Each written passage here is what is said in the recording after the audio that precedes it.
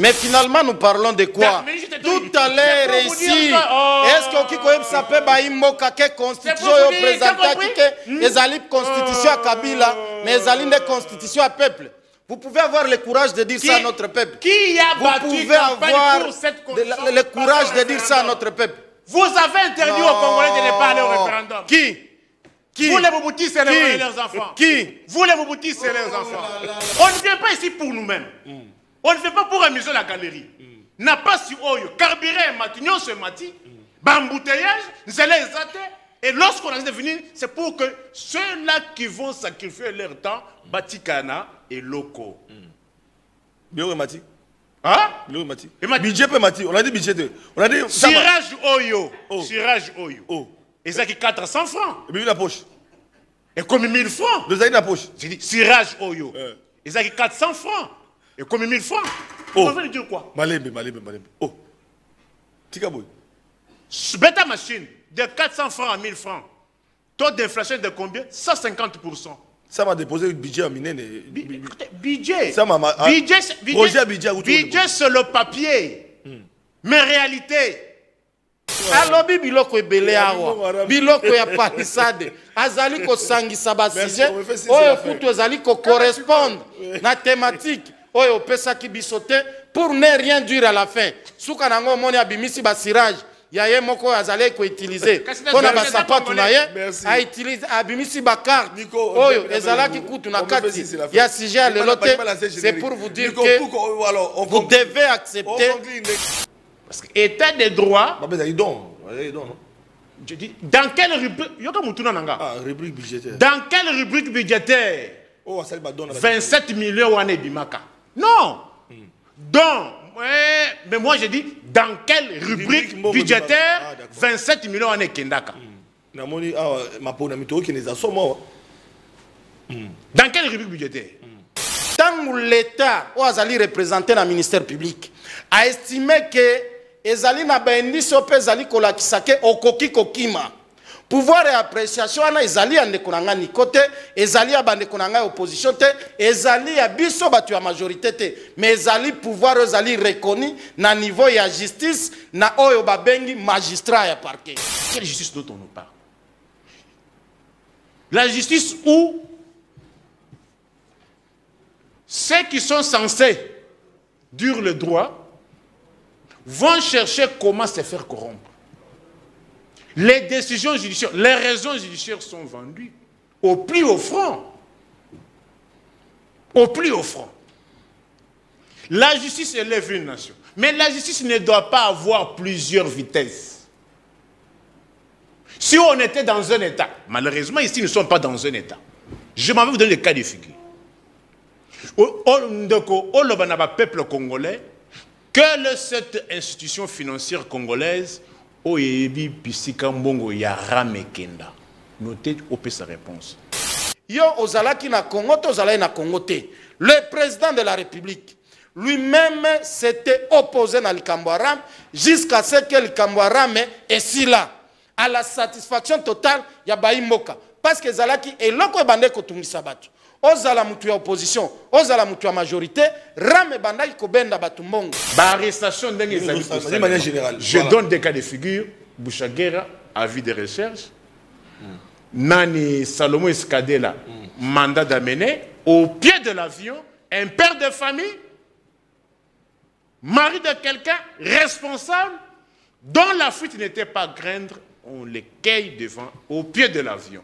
Et l'élo, le ministère public qui poursuivait pour le revolver, abandonne cette infraction-là, sollicite une remise il y a plus d'un mois, et par après, à l'audience d'hier, le même ministère public sollicite encore une remise. Nous tous nous décrions à un certain moment.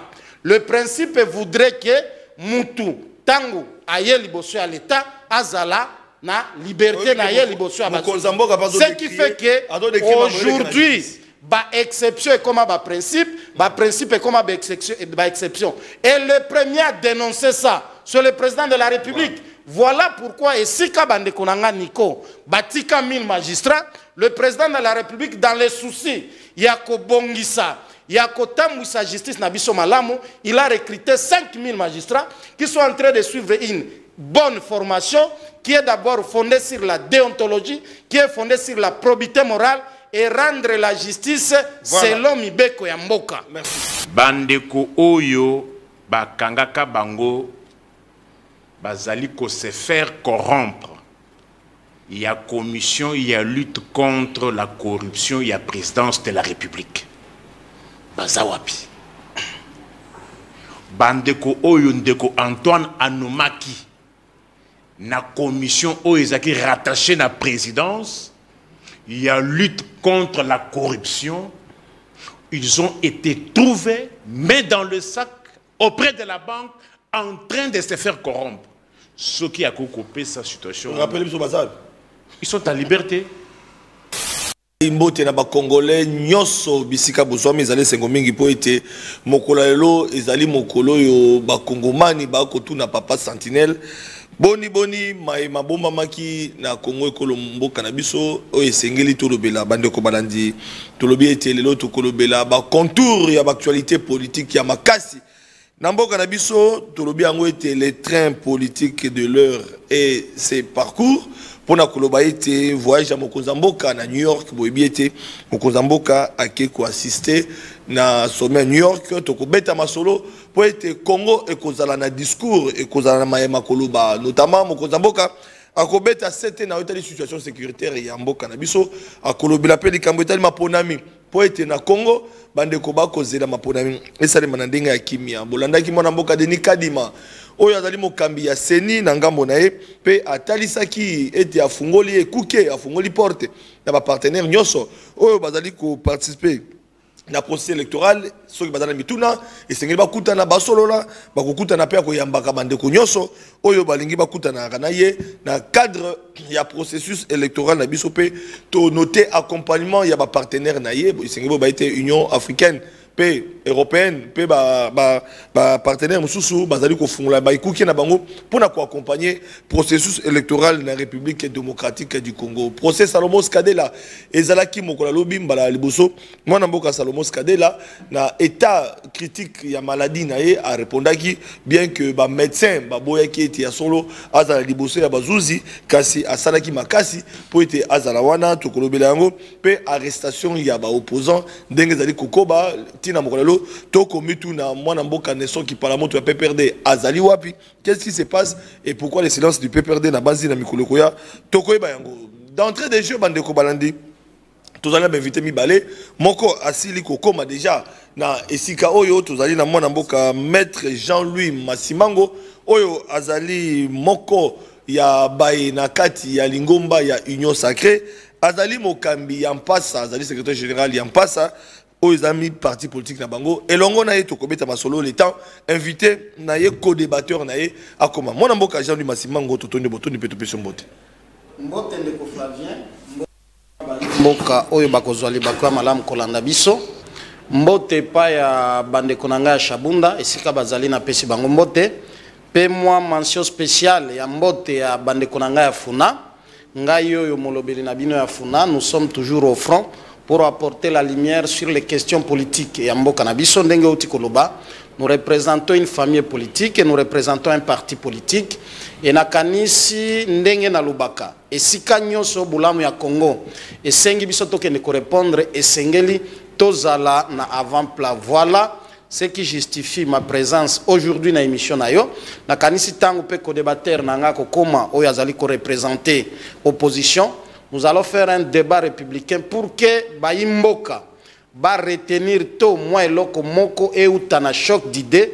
Il y a des débat qui engagé ou na maye etali ba sujet to ba thème ou uti ko numéro ezala voyage à mokonzi mboka et sika zalipe na souhaité bon séjour et je crois nous attendons avec soif discours à ko prononcer na niveau ya assemblée générale ya Nations Unies ezala oyo etali mabongisi ya maponomi esika oyo pengai moko nazali candidat député national na niveau ya circonscription électorale ya Funa ezala maye etali ndenge utaki ko présenter wa bandeko bazali ko kangama parce que bazali na conflit na justice mais alinga ki rectifier moi eloko moko ya muke pour lobi ndenge baye ya opposition bazali ko kangama ezali bongo te ezala batu ya majorité ezala batu ya opposition ezala batu ya société civile lokola bino ba journaliste tango zali en conflit na mibeko ya mboka esengeli justice elandela yo mais elingi koloba te ke ezala ba arrestation arbitraire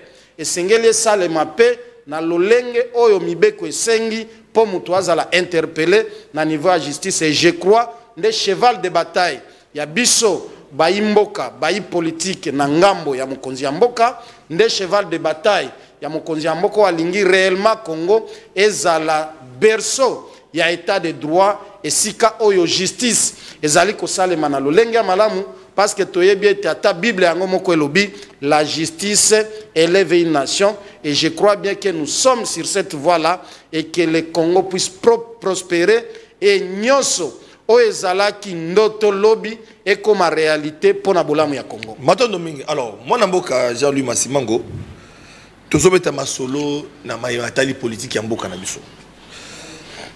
Na lombango tokolobela likambo tali voyage à Mokonzamboka na New York. Mokonzamboka akei ko solo la isika u bakamya bamboka bakutanaka kolobela matali Congo pe ekolobama. Alors baimboka bakulanda biso ba komitu na babete Mokonzamboka koloba nini toyoki porte-parole plutôt chargé de communication ya Mokonzamboka atali siete akolobela likambo tali mapona minamboka na biso akoloba pe likambo tali situation sécuritaire ya est.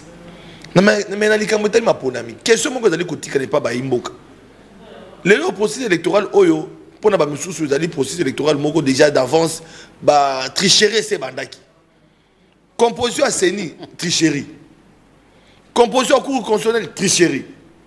Alors au regard à bloc wana bomoni de Martin Fayulu a déposité au regard makamona bomoni de Joseph Kabila a quel pété la processus en goku ata ya enrôlement yango bino bozana union sacrée pe ya boko tout à tolo ya solo bo base était discours Mokonzamboka liboso ya bande ko na biso la tribune des Nations Unies et ko convaincre pe bato bayi wana po bakotala na Congo likambo ezali to bandina noa malwe pana eloko ya liboso sengeli to ebisa baimboka déplacement ya mokonzi ya mboka na niveau ya Assemblée générale des Nations Unies ezali nango exercice normal et ba président ya bamboka nyonso e boti lisanga ya système des Nations Unies basanganaka bisika wapi les grandes questions où ezali ko secouer monde et les questions particulières à chaque état ezalaka exposé pona koyeba lolenge nini ba solution ko kozala apporter na oyo etali fonctionnement ya bikolo nyos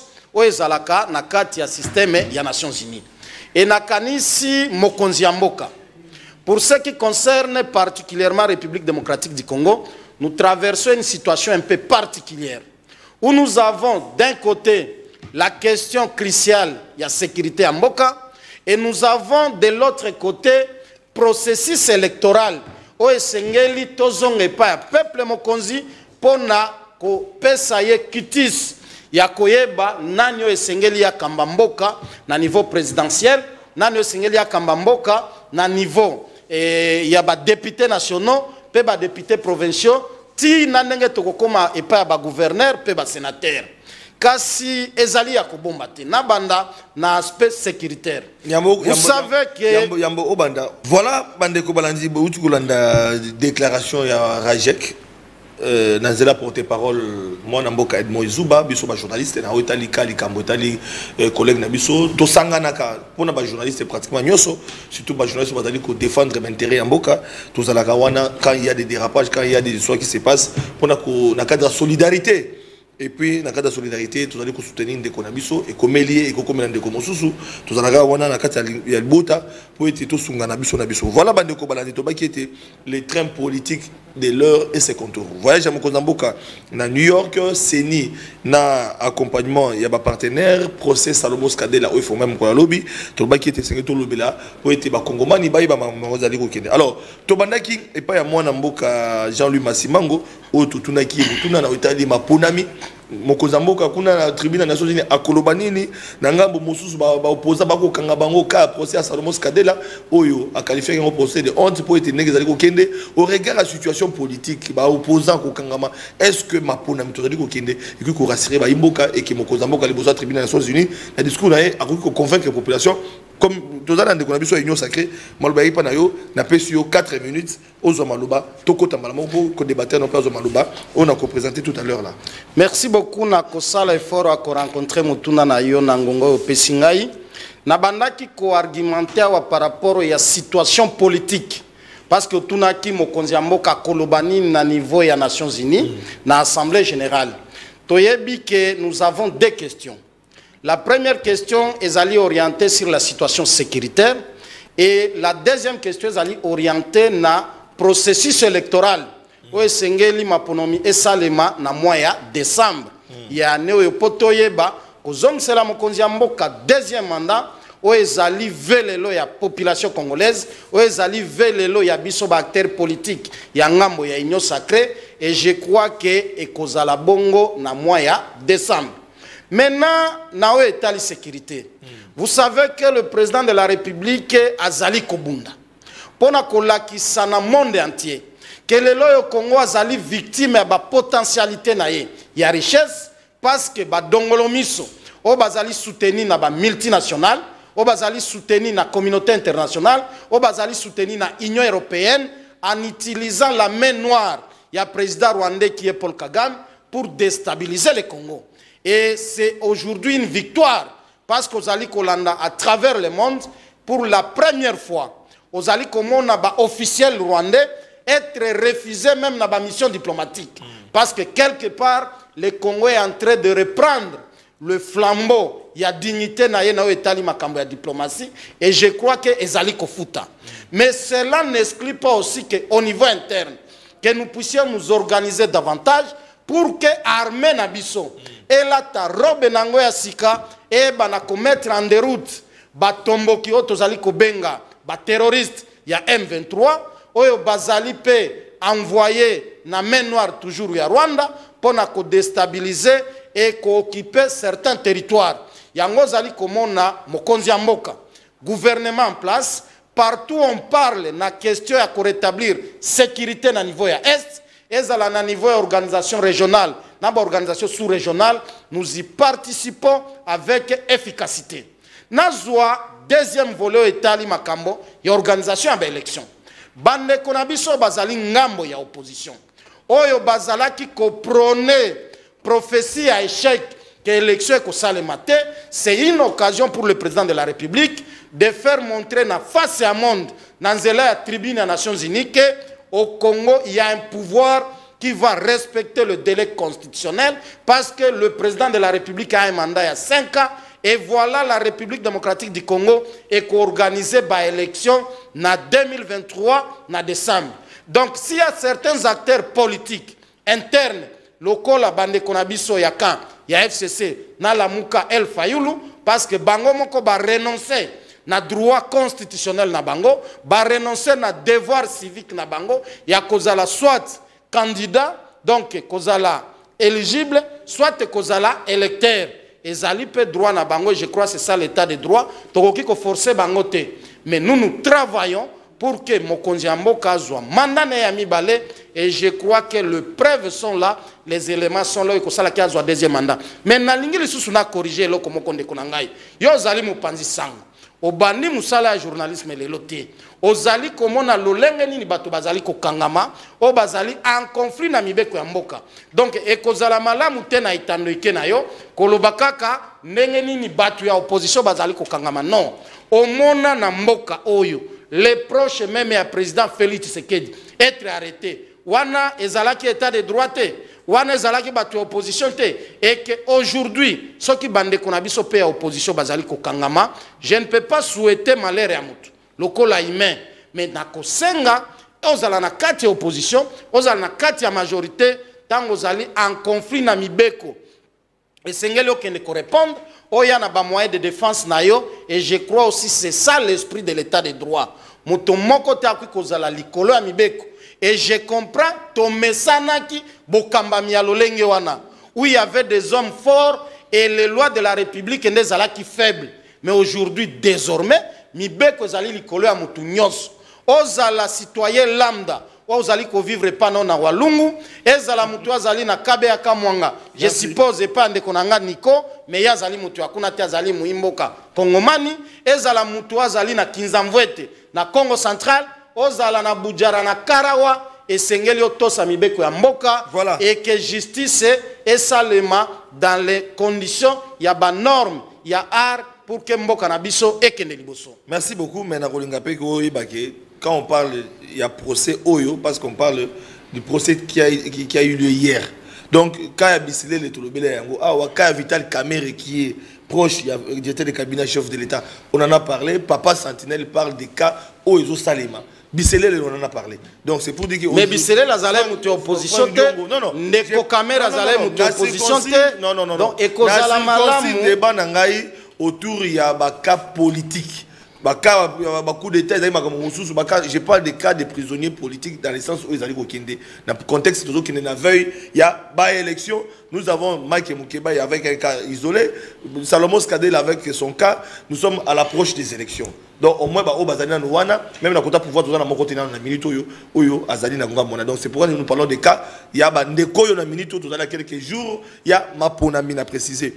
Voilà, toke na ngambo ya il y a bande de analystes politiques, tous allez dans mon amboka Nico Faye, oh ça Nico Belé, alinga sous micro te comprendre Nico Faye a comment vraiment très occupé, makambo d'aller belé, ba plateau belé, mais le loyo a honoré quand même ba imboka bien qu'il y a en retard, a autant qu'il paye la plateau mosusu, a autant qu'on répond à l'invitation parce qu'il est journaliste et analyste politique, procureur général près le peuple, il y a des fonds de la peuple. Alors, mon amboka Nico Faye les trains politiques de l'heure et ses contours, notamment de retenir voyage à chef de l'État à New York, c'est ni na ba partenaire ba accompagner procès électoral, tout le bel procès, toujours le cambo ba arrestation, il y a ba opposant, tout peut y a bande ko bazali en prison. Quand précis il y a un procès à Salomon Zaki Mukula lobby, malobé pas nayo par rapport à l'actualité politique. Vous appelez à 4 minutes, vous appelez effort ou anam. Et 4 minutes, c'est mouké, papa. De quoi ça l'effort 4 minutes, c'est mouké. De quoi ça l'effort Bundara. Nini Souswana. N'a rappelé peuple que les lots, tout na 92 jours, ils rappellent na tableau. À tableau. Ah, tableau, voilà. 92 jours pour tenir l'élection. 127 jours pour la fin de mandat, tout ça la confusion était entre tenir l'élection na fait ya mandat, moto à ça la part oyaye, n'engauto bolobi 113 jours banda mon amboka Salomo Kalonda bakanga kiye na ba condition auto to yebeli, to alipe na 476 jours banda bunaga na biso ekenda. 181 jours banda bana quartier kama singainga na commune de Bazakola les banda babukela bango banda au moment où il y avait un dossier judiciaire et 876 jours banda mon amboka Michel a comment au congé gouvernement na Congo Kinshasa. Michel Sama. Alors toi tant examuké, je ne sais même pas il faut commencer. Alors mais il y a une situation où tu allais ko déplorer. Il y a Nayoki Makamundeko à lobby que état des droits et bandit. Mais il fallait qu'il y ait un peuple oyo yangaïke bandeko oyo bakangaka bango bazali ko se faire corrompre. Il y a commission, il y a lutte contre la corruption, il y a présidence de la République. Bazawapi. Bandeko oyo ndeko Antoine Anomaki na commission oezaki rattaché na présidence, il y a lutte contre la corruption. Ils ont été trouvés main dans le sac auprès de la banque en train de se faire corrompre. Ceux qui ont coupé sa situation, ils sont en liberté. Ils sont en liberté. Notez, ou la population, Bazawapi. Après, c'est stylo noté. Notez. Stylo. Parce que le débat, il y a parole contre parole. Pièce contre pièce. Non. Situation d'injustice dans le Congo en général. C'est chaotique. Moi qui vous parle, quand je vous parle, au monde tenu ce propos. Dans un dossier judiciaire inscrit sous RC 1621, dans le tribunal de la grande instance Kinkole, depuis 2019, le dossier a été pris en délibéré 3 fois. 8 mois, on ne rend pas de jugement, après on rend un ADD. Les lois où resté en justice, le greffier titulaire, il y a greffe civile, il y a TGI Kinkole, Adela, en justice, le 15, on devrait plaider dossier Bungi. Dossier physique Bungi. Maître Isabelle, juriste, notez. J'ai porté plainte, j'attends la suite. Quelle justice dont on nous parle? La justice où ceux qui sont censés dire le droit vont chercher comment se faire corrompre. Les décisions judiciaires, les raisons judiciaires sont vendues au plus offrant. Au plus offrant. La justice élève une nation. Mais la justice ne doit pas avoir plusieurs vitesses. Si on était dans un État, malheureusement ici nous ne sommes pas dans un État. Je m'en vais vous donner le cas de figure. Au peuple congolais, que cette institution financière congolaise, Oyebi Pisika Mbongo Yarame Kenda. Notez au peu sa réponse. Ce qui, Assemblée nationale, autorité budgétaire, a évité. Ce qui, ministre de la Finance, a évité. Loba Naba Congolais, Mbongo Yarame et Kenda Wapi.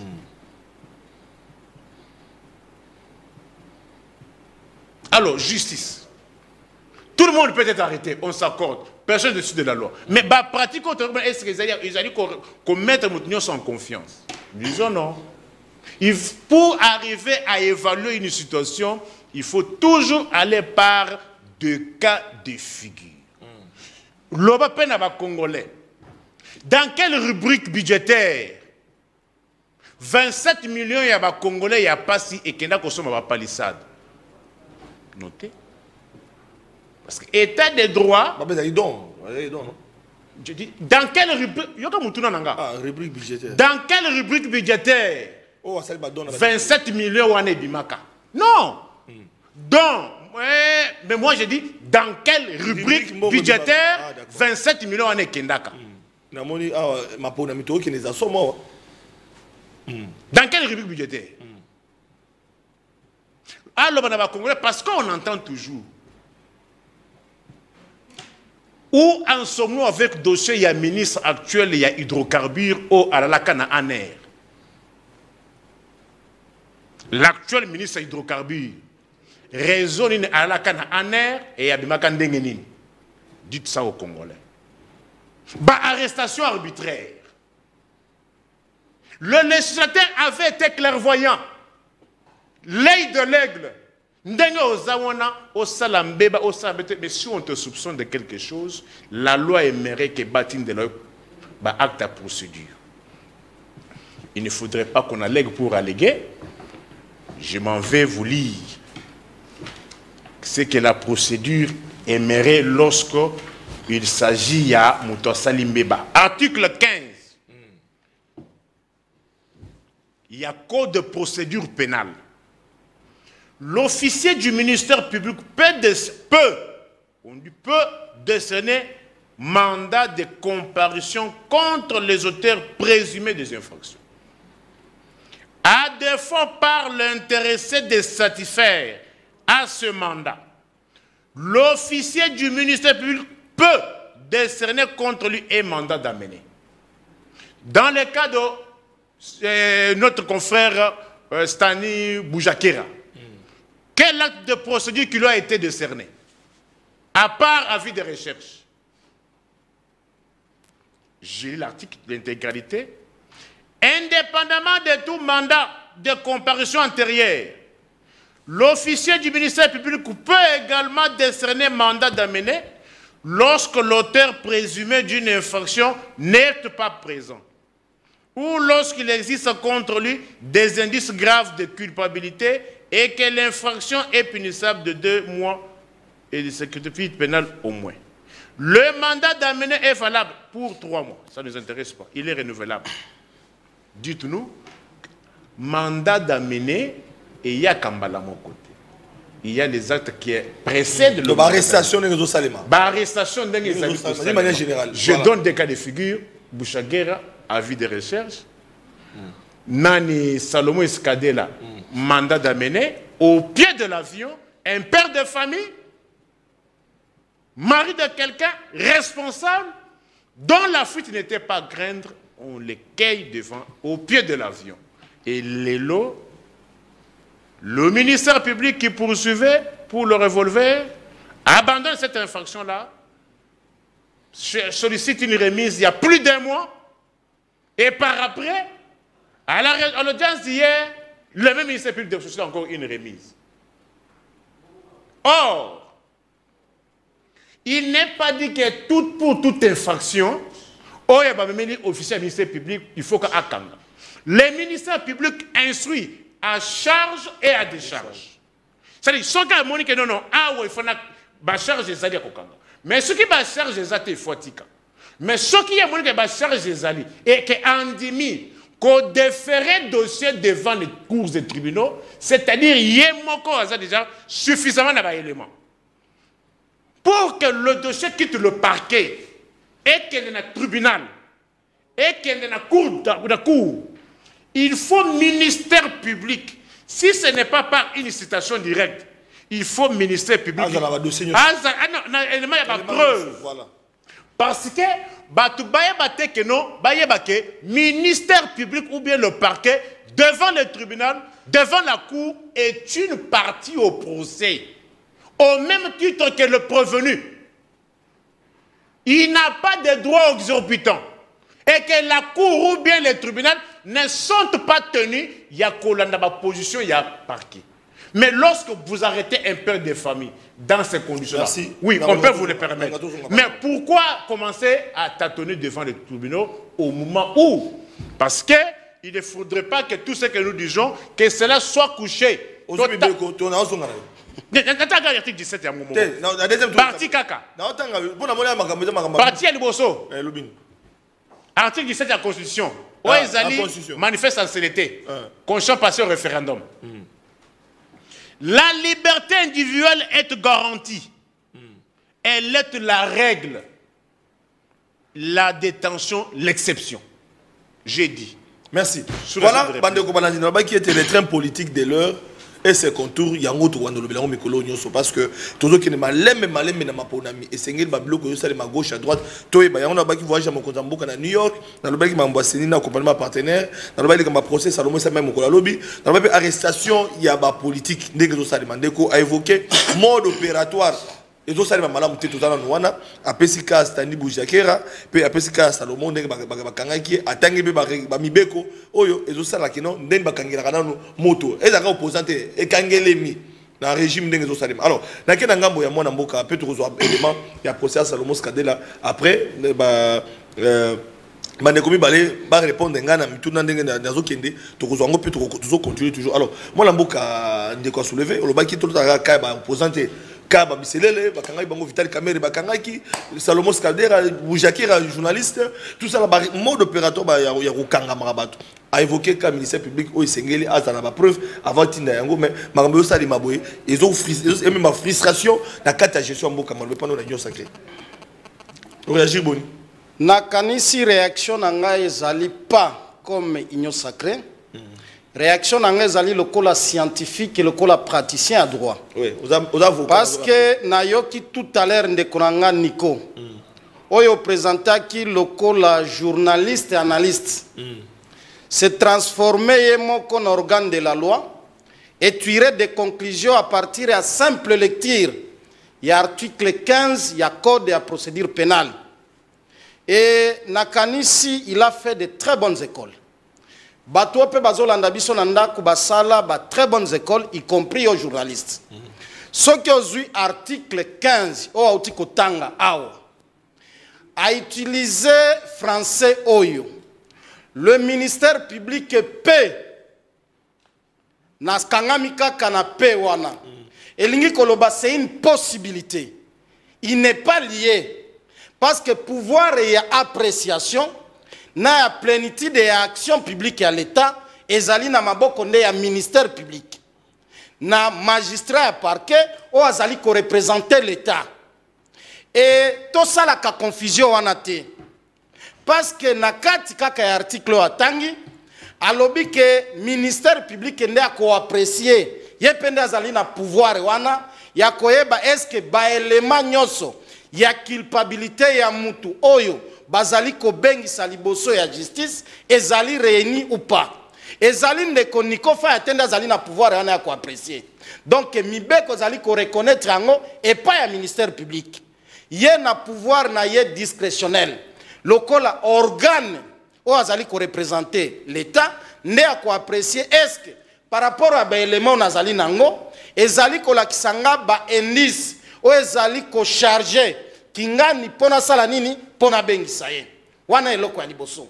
Eloko ya mibale tangu l'état o azali représenter na ministère public a estimé que ezali na ba indice o pe ezali ko lakisake okoki kokima. Pouvoir et appréciation ana ezali ya ndeko na nga Niko te, ezali ya bandeko na nga opposition te, ezali ya biso batu ya majorité te, mais ezali pouvoir ezali reconnu na niveau ya justice na oyo babengi magistrat ya parquet.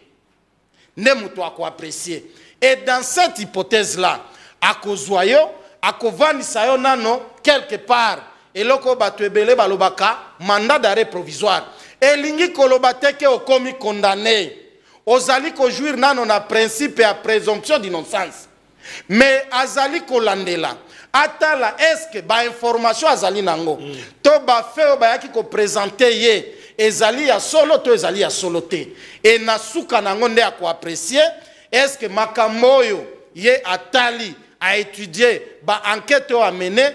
Ezali ko permettre ye a déférer devant juridiction songolo. O e ko permettre que juge oyo azali na kati ya tribunal to na kati ya cour a statuer pour na likambo na yo. Donc à ce niveau là nous devons éviter d'amener notre peuple à une confusion totale.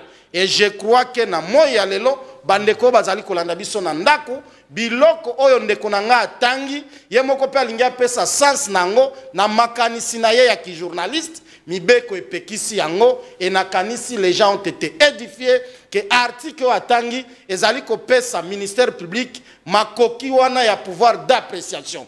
Il est vrai, le tribunal n'est pas tenu ya ba avis à ministère public. Ya koki ko charger mutu oyo azali ko samba liboso ya bazuzi pouvoir ya appréciation ezali ko zonga pa ba juge o bakotala est-ce que makambo oyo ministère public azali ko représenter l'état oyo akenaki ko kanga ndeko songolo aye na ye awa epa na biso est-ce que makambo wana ezali na soubassement. Et tout se fait sur base ya mibeko. On n'invente rien, on ne crée rien. Merci. Ministère public na yepe zuzi azali teni na mibeko. Il est vrai, nous tous nous décrions à un certain moment.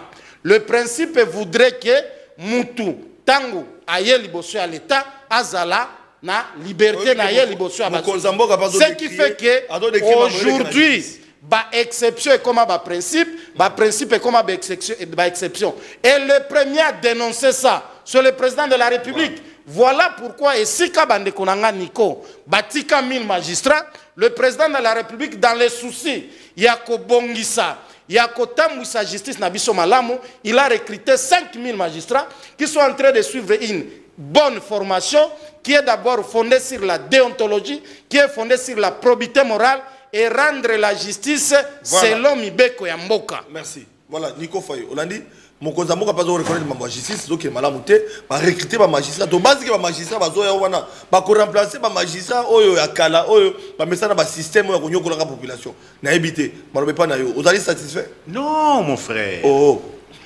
Est-ce la magistrat du siège? Est-ce la magistrat ya parquet? Tous les actes qu'ils doivent poser doivent être conformes à la loi. Et tout ça, Mibeko. Si vous allez en dehors au saliba humain, malheureusement c'est le cas aujourd'hui avec ce régime. Aujourd'hui, la République est représentée par les humains. Je vous ai opposé un moyen. Où sont les engins nommés par le président de la République, qui dépendaient de la présidence de la République, qui ont été mis, arrêtés, mais dans le sac, en train de se faire corrompre na niveau ya banque moko aw. Baza Wapi. Il sait pourquoi il a... Non, Ndeko, Nakimi question Anate, Ndeko Flavien, vous avez la police du débat. Otuna kinga dernier aspect invoqué dans Ndeko Nanga Nico, je suis très à l'aise. Vous aurez des réponses à chaque réflexion et une réponse détail. Oyo Bandeko Bazali na Ndako Bakolanda et ils seront satisfaits. La réponse est Zali. La réponse est Zali Ndeko Faya. Vous n'avez pas intérêt à vous agiter. Vous aurez des réponses. La troisième tour d'étape, on rencontrer une préoccupation. On ne vient pas ici pour nous-mêmes. On ne vient pas pour amuser la galerie. N'a pas si oyo carburé matinyon ce matin, bambouteillage, nous allons les et lorsqu'on a devenu, c'est pour que ceux-là qui vont sacrifier leur temps, Batikana et Loko. Bien Mati. Hein? Budget Mati. On a dit budget. On a dit Sirage Oyo. Sirage Oyo. Et ça qui 400 francs. Et puis la poche. Et comme 1000 francs. Vous avez la poche. J'ai dit Sirage Oyo. Et ça qui 400 francs. Et comme 1000 francs. Vous pouvez dire quoi? Malembe. Oh. Tikaboy. Bêta machine. De 400 francs à 1000 francs. Taux d'inflation de combien? 150%. Ça m'a déposé un budget en mine. Budget. Ça m'a. Budget sur le papier. Mais réalité. Budget Mati, mon frère. Ni nous connaissons. Ni nous. Oh. T'as la carte. Ah, carte d'électeur. T'as la carte, il y a budget à 5 milliards. Lisible et visible. Oh, c'est l'onginote. T'as carte à titre exemplatif. Il y a budget. Il y a budget à 5 milliards. Mais t'as la carte, depuis 2017, mais t'as la carte qui a prétendu 16 milliards. Il n'y a ni la photo, ni les écrits, ni les numéros. Il y a Congo et des pères et des mères. Non! Quoi ça gâte, hein? Là qui ça peuple. Là qui ça peuple. Là qui c'est des cartes. Oh, il y a 5 milliards. Il y a 5 milliards. Il y a 16 milliards. Et là, c'est Nia Poma. Mamoni. Wapi numéro? Mamoni. Wapi compte qui est? Papa, Mamoni c'est ni. Lobatoke. Alors, il ne faut pas encore chercher de la population comme ça. Pour le côté, et non pas pour... Mais au recadré, était à Maloubi, il y a arrestation. J'ai dit ceci. Tous les actes que les officiers du ministère posent doivent être conformes à la loi. Voilà. Photo Samibeko. On vous dit très bien que la détention, c'est l'exception. Et il y a des c'est-à-dire, mais les lois bikanga, et Mimi Chéribin Wapi. Et Mimi Chéribin Wapi. Les problèmes aujourd'hui n'est pas que nous qu'on dise que non, information, Boujaker à l'hôpital, Bolo Bakeno, Lelo, Chériba, Koufakindengini. C'est ça la question principale. Député national Chériba à Koufindengini. Un député national, pouvait-il être arrêté dans ces conditions-là? Avec immunité. Avec immunité. Il ne faut pas oublier ça. Député, on ne peut pas battre. Azan a immunité. S'il te plaît, mon frère. Admettons que tu es saisi par la famille de Chéribin en tant qu'avocat. On dit maître. Oui, voilà. Notre frère a été, notre papa, notre frère, notre cousin, notre neveu avait été arrêté et tué. Tu répondrais comment? Dossier à Salomon. On l'a arrêté dans les mêmes conditions. Acheminé toujours dans les renseignements militaires. Il a passé combien de temps là-bas? Et nous avons une constitution. Pas de moindre, passé au référendum, qui prévoit même les nombres de heures. Oh, il faut à ça le service et renseignement de la police judiciaire. Écoutez la lecture. Le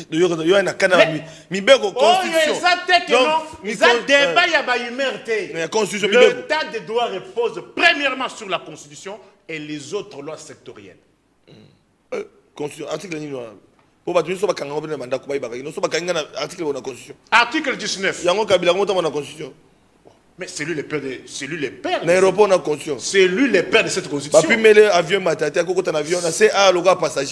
lui le père de cette constitution. Il y a la vie après le pouvoir.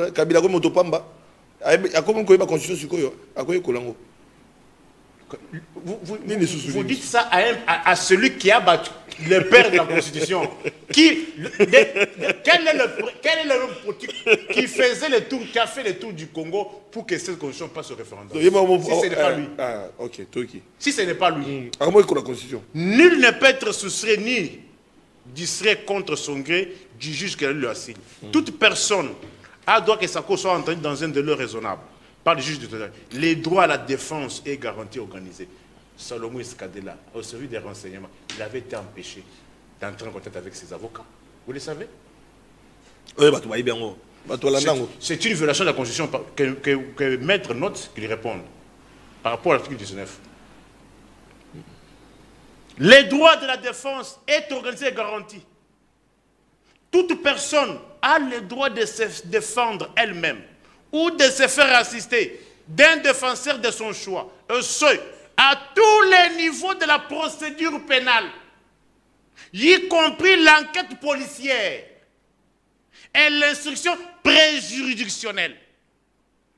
Elle peut se faire assister également devant les services de sécurité. Mais lorsqu'on empêche un détenu d'entrer en contact, n'est-ce pas une violation? Voilà. Ma question que Mébélé a répondu. Oui. Moi, Namboka, Jean-Louis Massimango, Tozongi Nayo, vous allez vraiment dans ma préoccupation. Mébélé, Oyo, Ndekoniko, Alingi, o répondre. Na Zongi Selo Maloba, 5 minutes, Yayo Moko Penda, Vanda, Magno, la population Ayoka. Mais tout le monde se passe que Ndekoniko faille à sa satisfaite. Merci beaucoup, Papa Sentinelle. Na Kanisi Ndekoniko, Akoki Kozala attentif na Maïnazali Koloba, parce qu'il aura la réponse à chaque préoccupation. Et y compris le peuple qui nous suit. Na lingina fixé na eloko moko auti koloba tout à l'heure. Alobi, le père de la Constitution, Ezali Mwana Mboka Joseph Kabila. Na kanisi, il a dit ça pour plaire et pas à autorité morale naïe, mais dans sa conscience. Ayebi malamu père et la Constitution, mère et la Constitution, Ezali peuple mokonzi.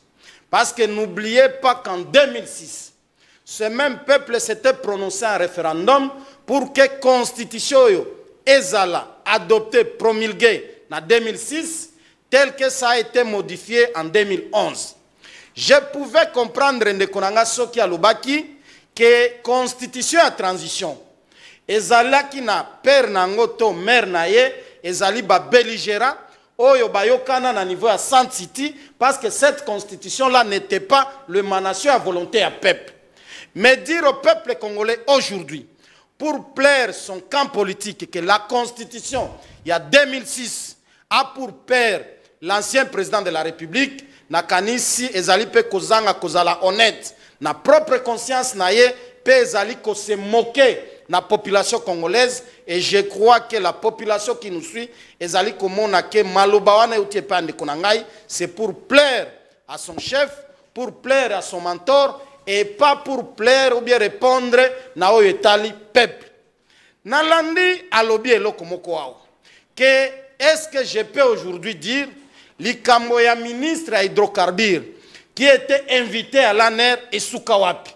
Je crois aussi par honnêteté, il fallait reconnaître que état de droit ezali kosala, bas service ezali kosala, parce que dans le temps, on ne pouvait pas voir un ministre en fonction être invité par les services, interroger sur un certain nombre de choses pour que éclairage ou bien éclaircissement et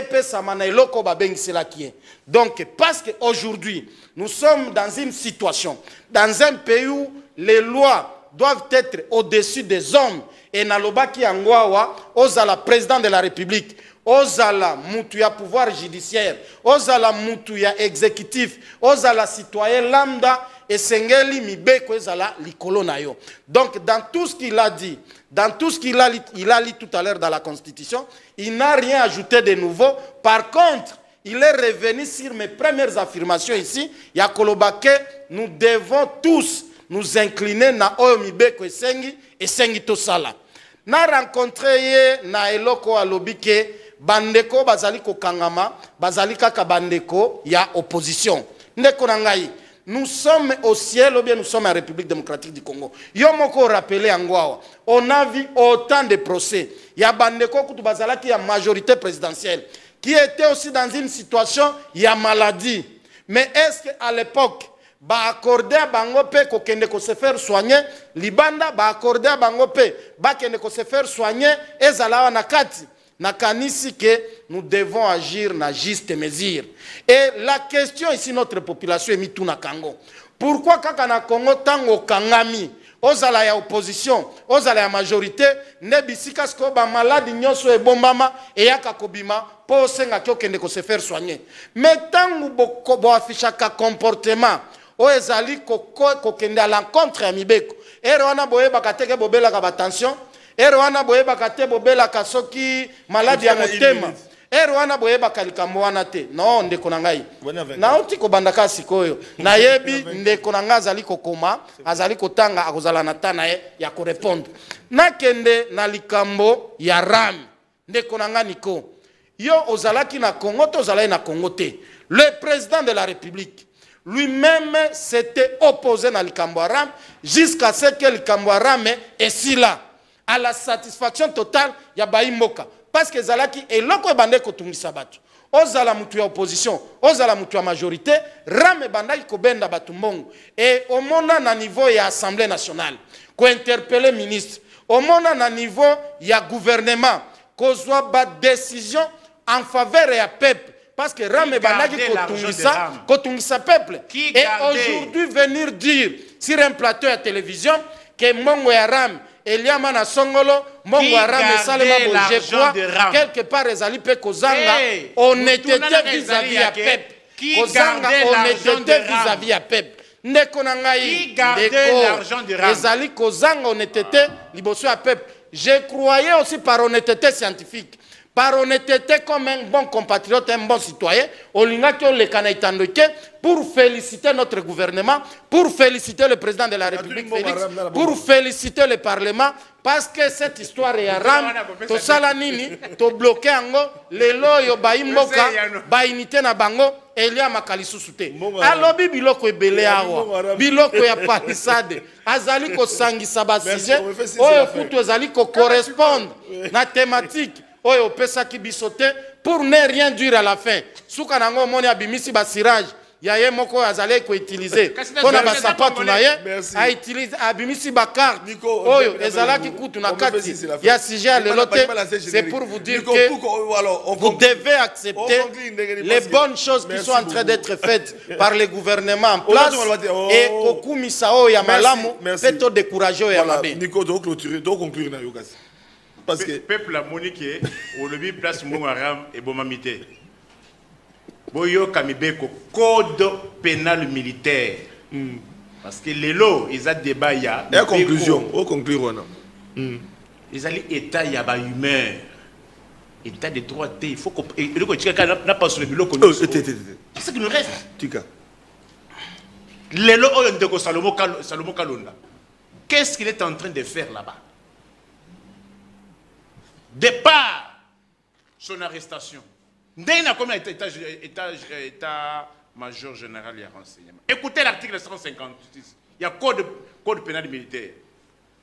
Les officiers de police judiciaire militaire ne peuvent retenir à leur disposition les personnes étrangères à l'armée. Personnes étrangères à l'armée. Que dans les formes et conditions fixé par le code de procédure pénale ordinaire. On a eu tout dites-nous, de quelle manière il avait été arrêté? Ça, c'est le code pénal militaire. Mais au-dessus de la loi, état-major général de renseignement, au-dessus de la loi, c'est les humains, les Mouboutis et leurs enfants. Ne connaissez pas les lois. Vous aussi, vous parlez aujourd'hui de constitution. Dans mes minutes, dites à mon peuple comment s'appelait la constitution ayant régenté la République du Zaïre. Après ça, Congo, ceux qui ont la constitution que nous avons dans ce pays. Dans mes minutes, je t'autorise. Mais finalement, nous parlons de quoi? Tout à l'heure ici, est-ce que s'appelle Baïmoka, que constitution représentante, que les alliés constitution à Kabila, mais les alliés de constitution à peuple? Vous pouvez avoir le courage de dire ça à notre peuple. Qui a battu vous pouvez avoir le courage de dire ça à notre peuple. Vous avez interdit aux Congolais de ne pas aller au référendum. Qui? Vous les Mouboutis, c'est leurs enfants. Qui? Vous les Mouboutis, c'est leurs enfants. Finalement, vous parlez de quoi? Alors, finalement, vous parlez de quoi? ici, c'est la jungle. Il a travaillé avec les Mouboutistes plus que Bino. Ici, c'est la jungle aujourd'hui. Je vous remets à la loi. Merci. Ndoko Salomo Kalonda. Qu'est-ce qu'il fait là-bas? Merci, Namandeko. Est-il militaire ou quoi? Merci.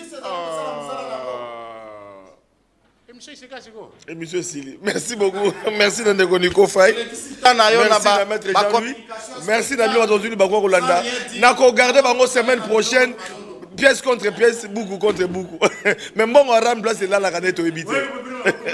Toka Bonia, Matondo Mingi.